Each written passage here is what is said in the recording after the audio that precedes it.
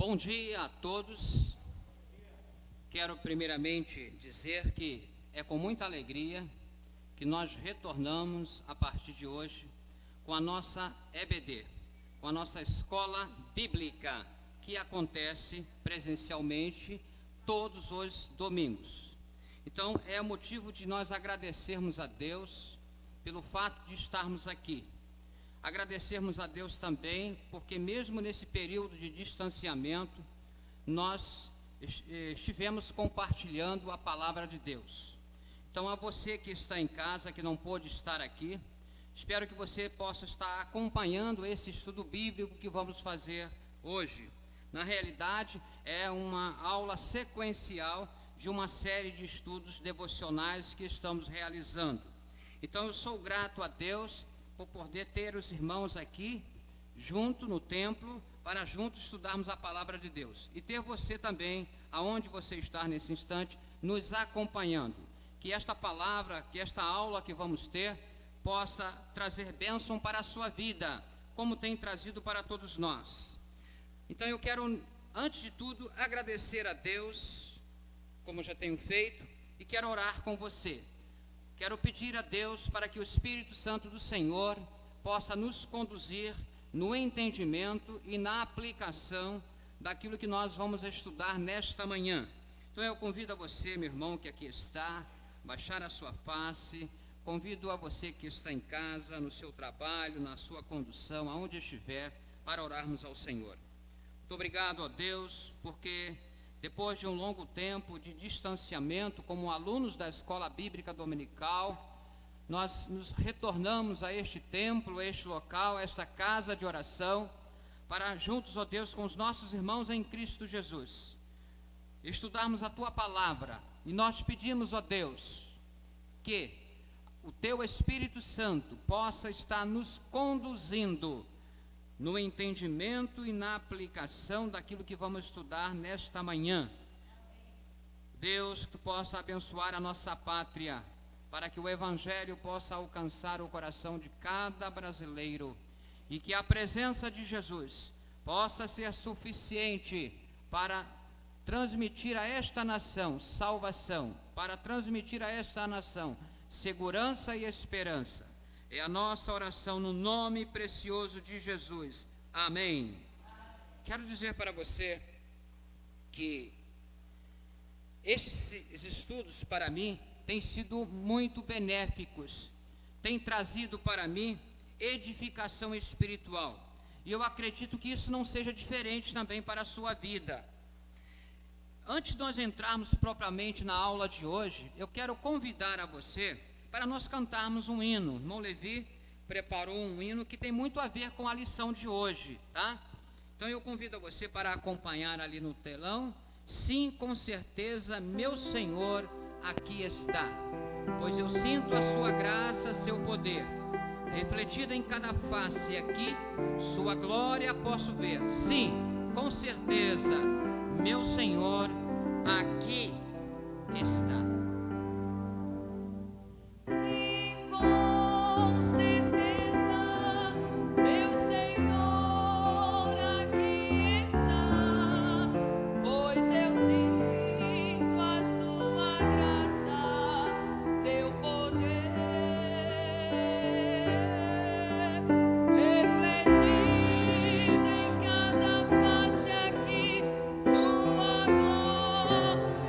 Posso ver.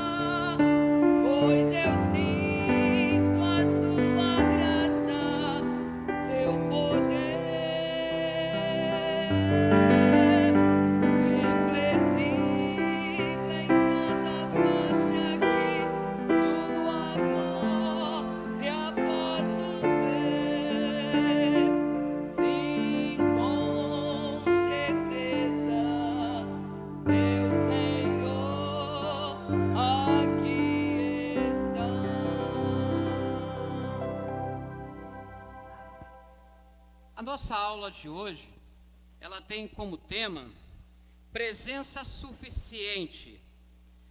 Os irmãos que estudaram em casa a lição, e aqui eu quero reforçar uma dica do professor para com o aluno. É importante que você estude a lição em casa.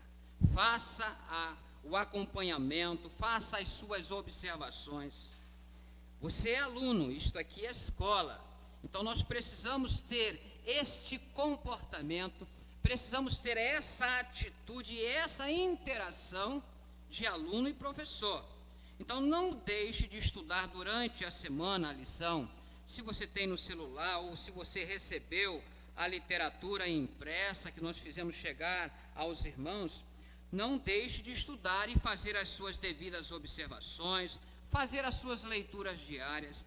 Estas atitudes ajudam em muito o desenvolvimento da aula, ajuda em muito o professor, ajuda na produção do conhecimento, porque os irmãos terão oportunidade de compartilhar aquilo que estão estudando em casa. E eu quero deixar uma outra dica aqui. Os irmãos que têm celular, compartilhe com o seu irmão em Cristo, que também tem celular, aqueles cujo celular proporciona isto, compartilhar a leitura, isto é, compartilhar o assunto da EBD durante a semana. Essa semana eu pude fazer isso em relação à oração. Então, a lição que você está estudando, conecte-se a um outro irmão em Cristo, compartilhe a lição com ele, pergunte como é que está a lição, o que você entendeu acerca disso. Isso são atitudes que ajudam a gente a aprender e compartilhar aquilo que a gente está aprendendo. Então fica então a dica aqui para os irmãos, já utilizar esses recursos em favor do aprendizado daquilo que nós estamos propondo a ensinar aos irmãos. A lição de hoje, como falei, ela tem como tema presença suficiente.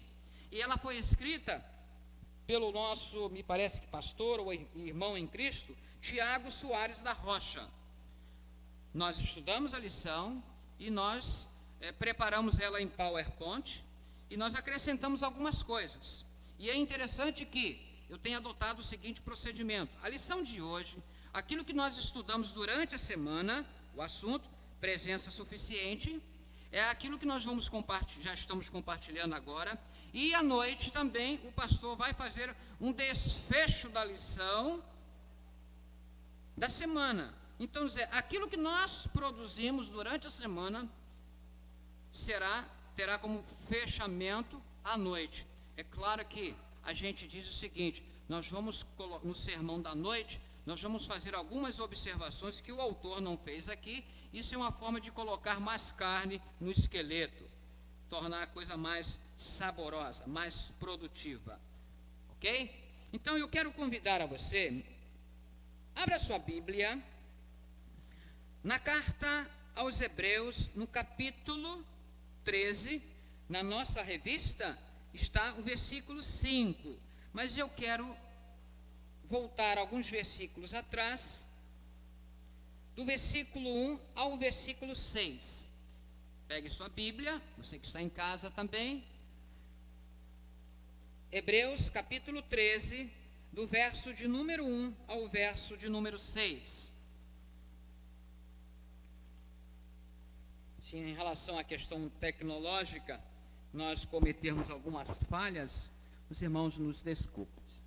Estamos no momento sem internet, só estamos gravando aqui, depois nós vamos disponibilizar para os grupos. Hebreus capítulo 13 diz o seguinte: seja constante o amor fraternal, não negligencie a hospitalidade, pois alguns, praticando-a sem o saber, acolheram anjos. Lembrai-vos dos encarcerados, como se presos com eles, dos que sofrem maus tratos, como se, com efeito, vós mesmo em pessoa fosseis os maltratados. Digno de honra entre todos seja o matrimônio, bem como o leito sem mácula, porque Deus julgará os impuros e adúlteros, seja a vossa vida sem avareza, contentai-vos com as coisas que tendes, porque ele tem dito: de maneira alguma te deixarei, nunca, jamais te abandonarei. Assim, afirmemos confiantemente: o Senhor é o meu auxílio, não temerei, que me poderá fazer o homem. Presença suficiente é o título da aula de hoje, baseada principalmente em Hebreus 13, versículo 5, que diz: seja a vossa vida sem avareza, contentai-vos com as coisas que tendes, porque ele tem dito: de maneira alguma te deixarei, nunca jamais te abandonarei. Presença suficiente é o assunto. Vamos então passar para o segundo slide. Quais desses itens, meus irmãos, quais desses itens listados aqui, nesta sequência, é importante para que você tenha paz e tranquilidade na sua vida? Quais dos itens que estão colocados ali, você julga importante para que você, pessoa, tenha paz e tranquilidade na sua vida? Primeiro deles, você acha que para você ter paz e tranquilidade na sua vida, você precisa de uma boa conta bancária? Nada mal, nada contra. Mas será isso que vai lhe trazer paz e tranquilidade no seu viver? Será isto? Aquela boa caderneta que você tem lá? Um bom emprego, será que é suficiente para que você tenha paz e tranquilidade na sua vida? A sua posição na empresa onde você trabalha, os seus rendimentos que você tem ali, será que isso é o suficiente para você encontrar paz e tranquilidade? A sua formação intelectual, o nível de conhecimento que você já adquiriu até agora, a sua compreensão de mundo, a sua cosmovisão de mundo, a maneira como você vê o mundo, interpreta o mundo, será que isso é suficiente para você, para mim, para todos nós, termos paz e tranquilidade? Vamos para o próximo aí? Saúde. Há uma frase que saúde é o que interessa, o resto não tem pressa. Alguém já disse isso. Será que a saúde é o fator primordial e é suficiente para você ter paz, ter tranquilidade na sua vida? Ou então, família. A importância da família, a sua família, é o fator primordial para você deitar no seu travesseiro, você viver a sua vida tranquila e em paz consigo mesmo e com os outros? Será esse apenas o fator suficiente? Ou então, pertencer a uma igreja. Será que pelo fato de você pertencer à Igreja Batista Filadélfia, à Igreja Assembleia de Deus, Congregacional, Presbiteriana, a igreja que você pertence, à comunidade religiosa que você pertence, será que isso é suficiente para que você encontre paz e tranquilidade?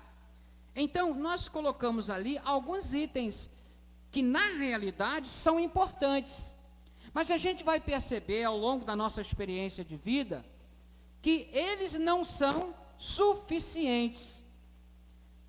Não há uma suficiência plena em cada um desses itens, ou então num conjunto desses itens. Saiba que a presença de Deus é suficiente para nos garantir paz e tranquilidade na vida. Ainda que tenhamos uma boa saúde, ainda que tenhamos um bom conhecimento intelectual, uma boa formação profissional, ainda que nós desfrutemos de uma boa caderneta de poupança ou de um bom salário, ainda que tenhamos uma família bem ajustada, nada disso será suficientemente pleno para nos garantir paz e tranquilidade. São importantes, fazem parte disto. Pois só teremos paz e tranquilidade na vida com a presença de Deus. Família ajustada sem a presença de Deus não é suficiente para nos garantir paz e tranquilidade. Ter uma boa saúde, ter um bom plano de saúde, não é suficiente para nos garantir paz e tranquilidade. A presença de Deus é importante. E ela é que vai nos garantir plenamente esse sentimento de paz e tranquilidade. Por favor, próximo. Vamos pensar em um pouco mais sobre esta questão da presença de Deus. Vamos caminhar um pouco acerca deste assunto. A presença de Deus, ela é a promessa dele. Quando você lê lá em Deuteronômio, capítulo 31, do verso de 1 a 8, por isso que é importante o aluno já em casa ter estudado essa passagem bíblica, anotado, para que nós não tenhamos que lê-la aqui. Algumas, é claro, vamos ler. Mas lá em Deuteronômio, capítulo 31, versículo de 1 a 8, há uma promessa de Deus para com o seu povo, de que a presença dele é que garantiria a vitória e o sucesso do povo de Deus. Qualquer empreendimento na nossa vida sem a presença de Deus, ele vai falhar num dado momento. Mas a presença de Deus, para nós, é promessa dele. Ele prometeu. A presença de Deus em nossa vida, ela vai ser para nós uma união indissolúvel entre a Trindade. Abra sua Bíblia lá em Mateus capítulo 28. Se é escola bíblica, a Bíblia precisa ser consultada, porque ela vai servir como base para aquilo que nós estamos falando. Mateus capítulo 28, verso 20, diz assim, eu vou pegar o 19, ide, portanto, fazei discípulos de todas as nações, batizando-os em nome do Pai, a primeira pessoa da Trindade aí, ó. Isso é importante para você, aluno da EBD, quando estiver conversando com alguém, mostrando a existência da Trindade, você já pode tomar esse texto bíblico. Na palavra de Jesus, batizando-os em nome do Pai, a primeira pessoa da Trindade, e em nome do Filho, segunda pessoa da Trindade, e mais o quê? E do Espírito Santo. Olha a Trindade aí. Então, a presença de Deus em nós, ela é uma união de Deus com a gente, e essa união, ela é indissolúvel. Quem tem Deus no seu coração, tem a Trindade no seu coração, o Deus Pai, o Deus Filho e o Deus Espírito Santo. Mas ainda acerca da presença de Deus, ele, quando chama Josué para lhe dar a missão de substituir Moisés, ele vai reafirmar a vitória a Josué, a todo aquele que ele escolhe. Ele diz lá, abra sua Bíblia novamente, Josué, capítulo 1, versículo de número 5.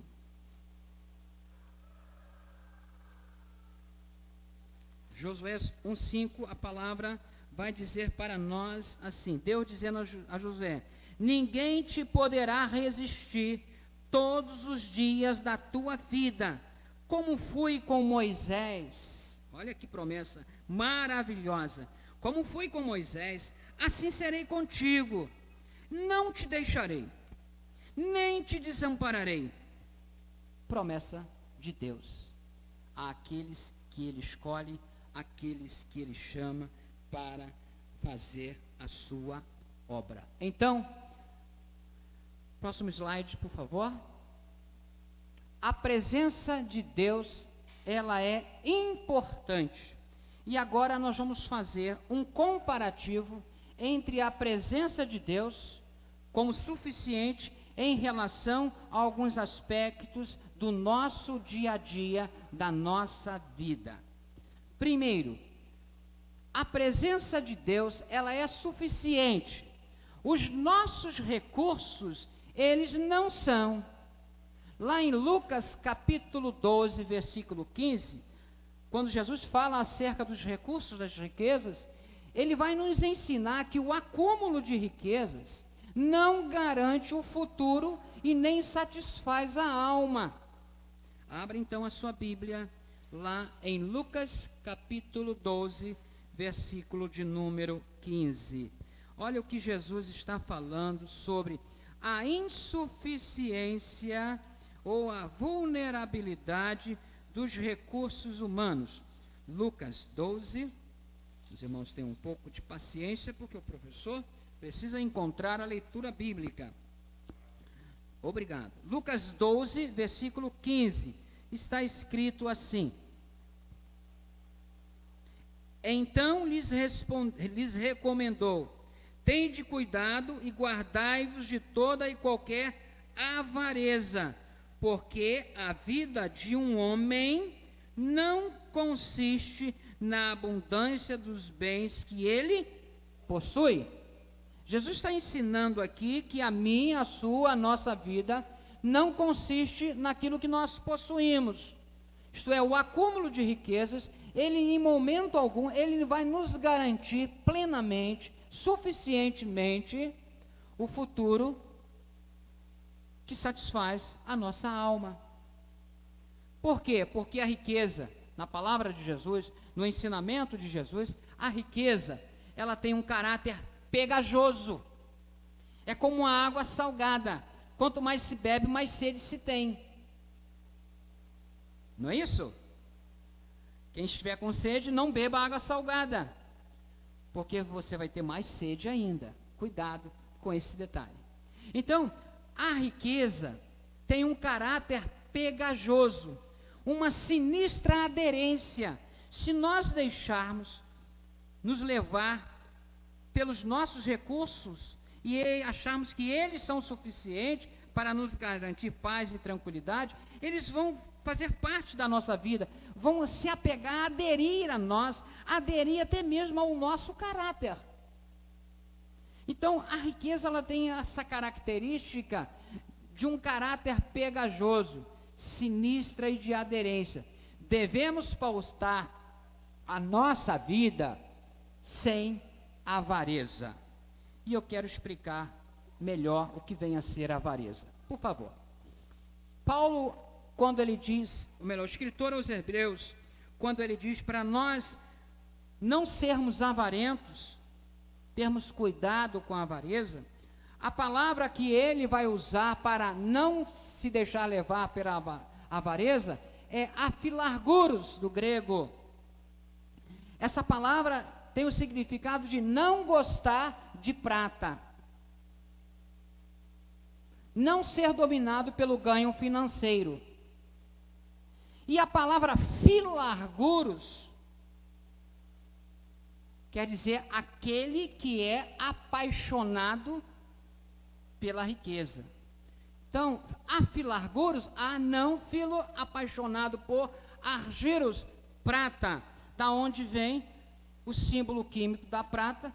Quem estudou, né, química, vai ver que é Ag, porque vem do latim argentum. Por isso, na Argentina, o Rio da Prata. Tá? E a palavra Argentina. Então, irmãos, o escritor aos Hebreus, ele vai usar essa palavra afilarguros, isto é, você não ser dominado pela avareza, por esse sentimento de amor, de ser apaixonado pelas suas riquezas. Então, a riqueza, ela não é suficiente, tá? Ela não é suficiente para nos garantir paz e tranquilidade. Está dando para entender até aí? Tudo bem? Está dando para acompanhar o raciocínio? Um outro aspecto comparativo em relação à suficiência da presença de Deus, e um outro detalhe é que a riqueza, está errado ali, tá? A presença de Deus é suficiente, o templo não é. É o segundo aspecto, corrigindo ali o slide. A presença de Deus é suficiente, o templo não é. Quando o escritor escreve essa carta para os hebreus, a preocupação deles é que porque o judaísmo estava adentrando, estava voltando à vida de alguns cristãos.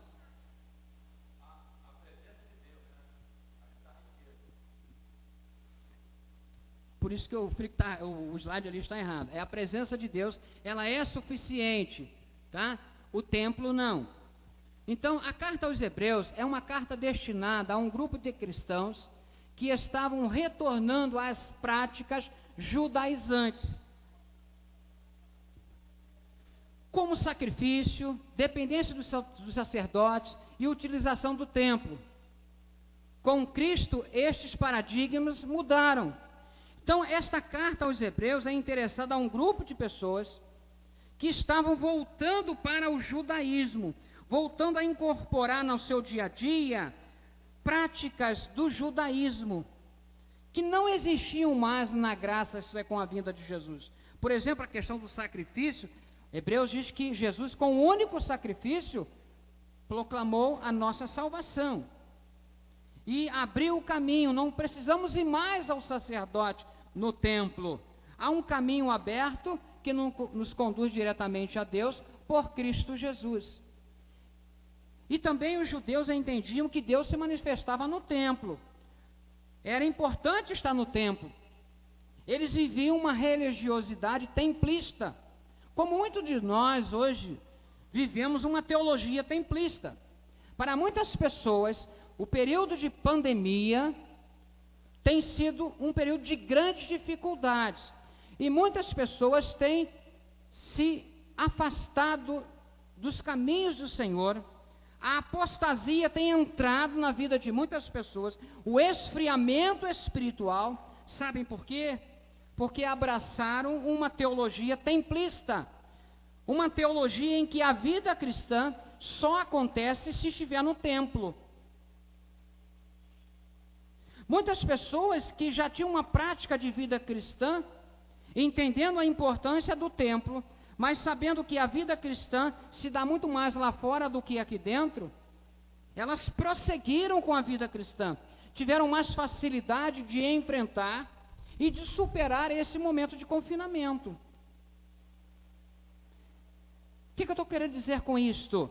Se para aqueles irmãos o templo ainda era importante para perceberem e sentir a presença de Deus, isto acabou com a vinda de Jesus. Não que o templo deixou de ser importante, não é isto. É muito importante para nós estarmos aqui. Por quê? Porque ele estar aqui nos permite viver uma vida de comunhão, de nos relacionarmos, de trocarmos experiência, de uma forma coletiva, estarmos adorando e celebrando o nome do Senhor. Mas quando a gente olha para o Novo Testamento, a gente vai ver uma outra compreensão acerca de templo. A gente vai ver que com a vinda de Jesus, esse paradigma mudou. O véu se rompeu, está escrito lá na palavra de Deus. De cima a baixo, um novo caminho se abriu. Eu não preciso do pastor para entrar na presença de Deus. Eu não preciso de nenhum dos irmãos que estão aqui para entrar na presença de Deus. Os irmãos, como sacerdotes de Deus, têm a função de interceder por mim junto a Deus.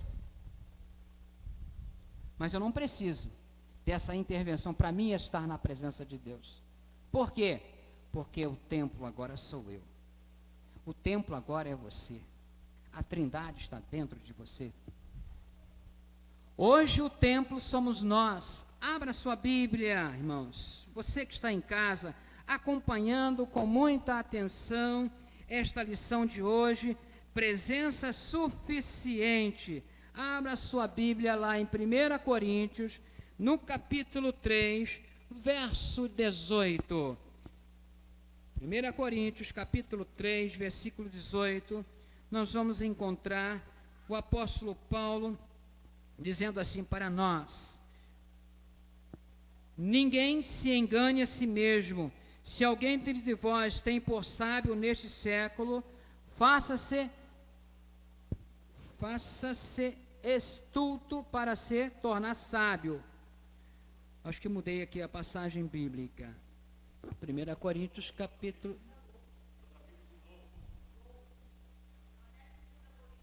Isto é, que diz que nós somos o templo do Espírito Santo. Isso acontece também. Vamos lá. 2 Coríntios capítulo... Isto. Ok, obrigado aí. Minha aluna, irmã Débora. Versículo 17 em diante.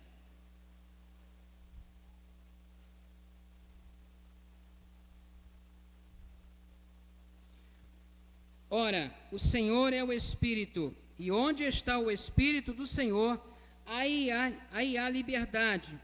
E todos nós, como um rosto desvendado, contemplando, como por espelho, a glória do Senhor, somos transformados de glória em glória, na sua própria imagem, como pelo Senhor, o Espírito. Agora vamos ler lá em 6:19, que está mais claro para nós.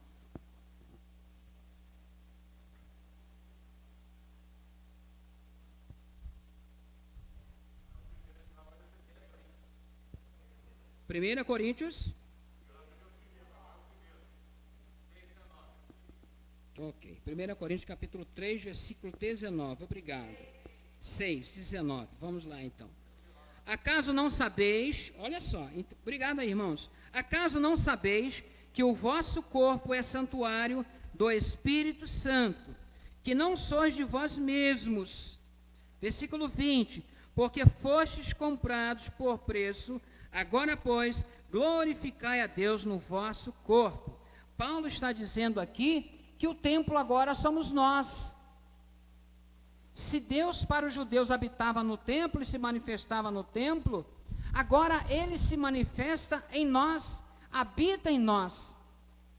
Cada um de nós somos esse templo do Espírito Santo, isto é, cada um de nós que tivemos uma experiência de salvação com Cristo Jesus. É importante que isso seja dito.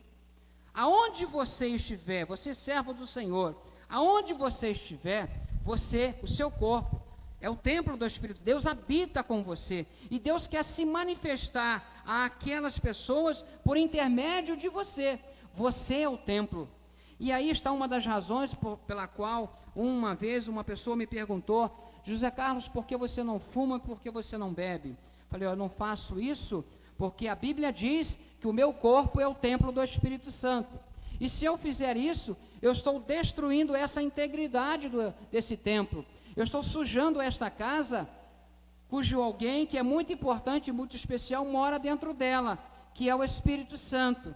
Então, quando você cuida da sua saúde, quando você cuida do seu corpo, você está zelando por uma casa que o Espírito Santo mora. Então, irmãos, a nossa compreensão de templo hoje, ela está muito mais do que esses amaranhados de ferro, tijolo e areia e cimento. Nós somos o templo do Espírito Santo. Deus habita em nós, a presença dele está em nós. Por isso nós precisamos refletir no nosso viver essa imagem de Jesus. E a cada vez que você se aproxima mais de Jesus, é interessante essa situação da vida cristã. A cada vez que nós nos aproximamos mais de Jesus, nós nos parecemos mais com Ele. E com isso a presença dEle se torna mais presente em nós. Próximo slide, por favor. A presença de Deus é suficiente. Os cuidados não são suficientes. Isto é, a presença de Deus, ela abrange todos os lugares. Abra sua Bíblia agora no Salmo 139. O salmista aí, ele vai falar sobre alguns atributos de Deus, dentre eles a onipresença. Olha só, uma passagem bíblica que vai mostrar para nós a onipresença de Deus. Isto é, que Deus, Ele está em todos os lugares, no sentido de conhecer todas as coisas. Salmo 139, do verso 7 ao verso 12. Vou ler apenas alguns versículos. Versículo 1. Senhor, tu me sondas e me conheces. Primeiro atributo, onisciência. Marque aí na sua Bíblia. Faça um risquinho aí, do jeito que você sabe, né? Como você quer. torna mais fácil para você. Senhor, tu me sondas e me conheces. Deus é onisciente. Deus nos sonda, Deus nos conhece. Às vezes, irmãos, nós somos tão infantis, né, que nós escondemos coisas dos outros, mas de Deus nós não escondemos nada. Escondemos do pastor, damos algumas justificativas que não justificam ao patrão, ao esposo, à esposa, aos filhos, né, às pessoas. Mas Deus nos conhece, Deus conhece você. Ele sabe o que há dentro do seu coração, Ele sabe o que se passa na sua mente. Sabes quando me assento e quando me levanto, de longe penetras os meus pensamentos. Os irmãos não sabem o que eu estou pensando aqui agora. Alguns dos pensamentos eu estou transformando em palavras. Nem eu sei o que os irmãos estão pensando, mas Deus conhece. Esquadrinhas o meu andar e o meu adeitar, e conheces todos os meus caminhos. Ainda a palavra não me chegou à língua, e tu, Senhor, já a conheces todas. Tu me cercas por trás e por diante, e sobre mim pões as mãos. Tal conhecimento é maravilhoso para mim, é soberano, elevado, não o posso atingir. Agora a onipresença, versículo 7. Para onde me ausentarei do teu espírito? Para onde fugirei da tua face?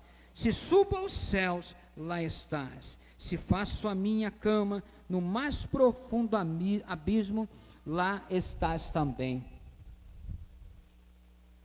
Para onde você, para onde eu, para onde nós fugiremos da presença de Deus? Há um homem na Bíblia, lá no Velho Testamento, que conhecia a palavra de Deus, mas me parece que por um dado momento na vida dele, houve um apagão nesse conhecimento acerca que ele tinha de Deus, da onipresença de Deus, e ele tomou um navio, indo para uma terra tão longe, achando que lá ele não iria ser objeto do olhar e do conhecimento de Deus. Esse homem era Jonas. Para onde eu e você podemos fugir da presença de Deus? Então o Salmo 139, ele vai falar sobre a onisciência e a onipresença de Deus. Não que Deus é aquele homem que está lá em cima com o chicote, nos olhando, esperando uma oportunidade para nós errarmos e metermos o chicote em nós. Não é isso. Quando o salmista fala da onipresença e da onisciência de Deus, ele está falando que Deus usa esses atributos para demonstrar o cuidado que Ele tem para comigo e para com você. Então, os cuidados que eu posso ter para comigo e para com os irmãos, eles serão insuficientes em relação aos cuidados que Deus tem para conosco. A presença dEle junto a nós, e em nós, junto a nós e em nós. A sua presença, então, é prova do cuidado que Ele tem com seus filhos. Lembre-se, grave isso na sua memória. Não são os nossos cuidados o fator primordial que vai nos trazer paz e tranquilidade, mas sim a presença de Deus, que é suficiente, porque Deus nos conhece. Ele sabe o que se passa dentro de nós, Ele conhece as nossas necessidades. Para nós refletirmos então, já chegando ao final da nossa aula, vamos parar um pouco e vamos tentar recapitular algumas coisas. A presença de Deus nos traz o quê? Segurança. E isto é uma concepção de fé. Nenhum momento tem sido melhor para avaliarmos a nossa fé do que o atual momento. Porque a resposta que nós damos a estas situações serve de avaliação para nós vermos como é que está o nosso relacionamento com Deus. Essa semana, fui procurado por uma pessoa que ligou para mim, passando por uma fase muito difícil, seu aspecto emocional, envolvida no medo e insegurança. E eu pude dizer para ela o seguinte: olha, a forma como você vai responder à situação que você está vivendo, a forma como você vai lidar com isto, vai refletir para você como é que está o seu relacionamento com Deus. E é verdade, irmãos.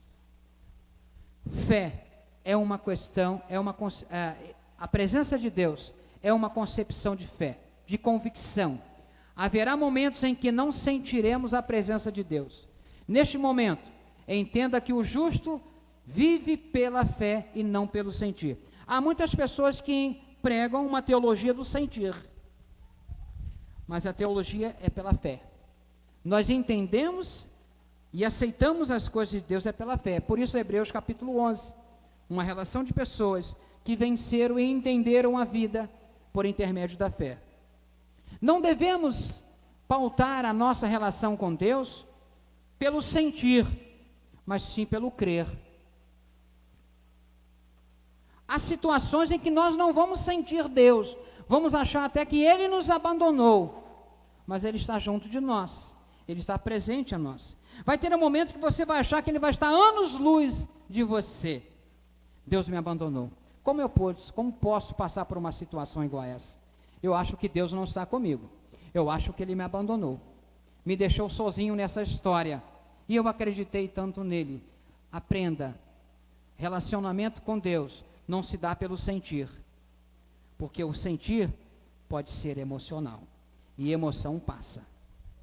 Hoje eu posso estar muito bem emocionalmente falando, posso não estar amanhã, mas a relação com Deus se dá pela fé. É pela fé que nós sentimos a sua suficiente presença. Hebreus capítulo 2, versículo 4. Jamais provaremos a presença de Deus pelos métodos científicos, mas podemos provar os bons frutos de sua presença em nossa vida. Eu senti a presença de Deus ao dormir, senti a presença de Deus ao deitar, e isso é algo pela fé. Falei com Deus hoje pela manhã quando acordei. Quantos aqui falaram com Deus hoje? Isso se dá, essa fala, esse diálogo, essa comunicação, se dá pela fé. Se dá pela fé. Deus não se revela pelo método científico, mas sim pela fé. Se Deus se deixasse provar pelo método científico, ele seria manipulado, porque já teria sido dominado pelo homem. Por isso, Deus está a níveis acima de nós. Os pensamentos dele não são os nossos pensamentos. Mesmo que tudo nos falte, precisamos ter a convicção de que Deus supre as nossas necessidades. Que maravilha, irmãos! Sabemos que ainda que tudo nos falte, ainda que falte o amigo, ainda que falte o recurso, Deus está conosco. A presença dele supre todas as nossas necessidades. Olha aqui, eu digo que isso é um hino. Olha o hino que o apóstolo Paulo compôs, quando ele escreveu aos Filipenses, no capítulo 4, verso de número 19. Ele diz assim: e o meu Deus, olha o pronome, o meu Deus, olha o tipo de relação que ele tem com Deus. Ele chama isso para uma posse, né? Eu tenho posse dessa suficiência de Deus, dessa relação com Deus. O meu Deus, diz ele, segundo a sua riqueza, não é segundo aquilo que eu possuo, mas é segundo a riqueza de Deus, segundo a essa infinita riqueza de Deus, em glória, há de suprir em Cristo. Significa que aquilo que Deus nos concede passa por Jesus. Por isso Paulo ele vai dizer: bendito Deus e Pai de nosso Senhor e Salvador Jesus, quando ele escreve aos Efésios capítulo 2, bendito Deus e Pai de nosso Senhor e Salvador Jesus, que nos abençoou em Cristo Jesus, com todas as bênçãos espirituais. As bênçãos que nós alcançamos de Deus, ela passa por Jesus, porque Ele, Jesus, é a fonte de todas as bênçãos. É Ele, Jesus, que é a suficiência para a nossa vida. Então Deus supre as nossas necessidades por intermédio de Cristo Jesus, cada uma de vossas necessidades. Olha, Deus não vai suprir os seus desejos. Será que eu te frustrei nessa aula de hoje? Dizer que Deus não vai suprir os seus desejos? Posso ter te frustrado, né? Mas uma coisa eu garanto para você, baseado na promessa da palavra de Deus: as suas necessidades serão supridas. À noite, nós vamos trabalhar um pouco este aspecto da riqueza e da provisão de Deus no nosso viver. Então, quero agora, ao final desta aula, quero lançar um desafio. Ao final de cada aula que nós tivermos, eu vou propor desafio aos irmãos. Por quê, irmãos? Não adianta nós sairmos daqui com tudo aquilo que nós aprendemos, se não formos desafiados a colocar isso em prática. Então eu quero deixar para você, durante a semana, baseado naquilo que estudamos hoje, o seguinte desafio. Primeiro, se dedique mais tempo à oração. E invista mais na sua vida de oração. Irmãos, esse desafio não é para você somente, é para mim também. Vamos tornar essa semana uma semana de desafio, de nós investirmos mais em oração. Se você já gasta um tempo de oração, gaste um pouco mais. Ande uma milha a mais. Segundo desafio, reflita durante a semana sobre que área de sua vida você tem sido avarento. O que você tem se apaixonado e tem atrapalhado o seu relacionamento com Deus? Tem atrapalhado você sentir mais a presença de Deus? O que tem tomado mais tempo no seu viver em razão do tempo que você precisa dedicar a Deus? Está indo mais à praia e se esquecendo de se dedicar mais à sua igreja? Está jogando mais futebol e deixando de se dedicar mais à sua família? Está vendo mais filme de cowboy, como eu gosto, né? E deixando de se dedicar mais ao estudo da palavra de Deus? É um desafio para você e para mim essa semana. Terceiro, qual a importância do tempo para você? Qual a importância disso aqui para você? Você consegue viver a vida cristã sem estar aqui? Você consegue falar de Jesus sem estar aqui? Ou você é aquela pessoa, só fala de Jesus quando leva ela à igreja para ouvir o pastor pregar? Irmãos, esse é o maior desafio da igreja atual. Sair agora para a missão de evangelizar. Lançar mão dos recursos para evangelizar. Será que a sua teologia, aquilo que você aprendeu, ou a sua vivência de prática cristã, ela é templista? Só acontece se estiver aqui? Há muitas pessoas que estão vivendo numa bolha de vazio espiritual, porque idolatraram tanto o templo, o local, e se esqueceram de viver a vida cristã. Sua concepção de vida cristã, ela é templista? Ou a presença de Deus, ela move o seu coração, o seu viver, independente de onde você está? Qual a sua importância? Não quero dizer que isso aqui não é importante, é importante.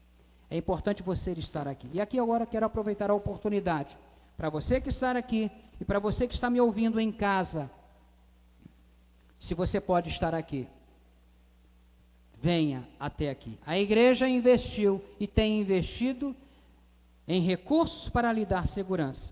Há muitas pessoas que estão se expondo a certas situações perigosas, mas quando chega o momento de estar aqui no templo, para em comunhão uns com os outros, prestarmos um culto a Deus, coloca N e N barreiras. Reflita sobre isso durante a semana. Finalizando, neste período de pandemia, o que mudou ou o que tem mudado na sua vida? Nesse período de pandemia, o que mudou e o que tem mudado na sua vida? Eu proponho esse desafio para você durante a semana e para mim também. E com muita alegria, eu aguardo a você até a próxima aula. Que Deus te abençoe. Nos encontramos domingo que vem. Amém.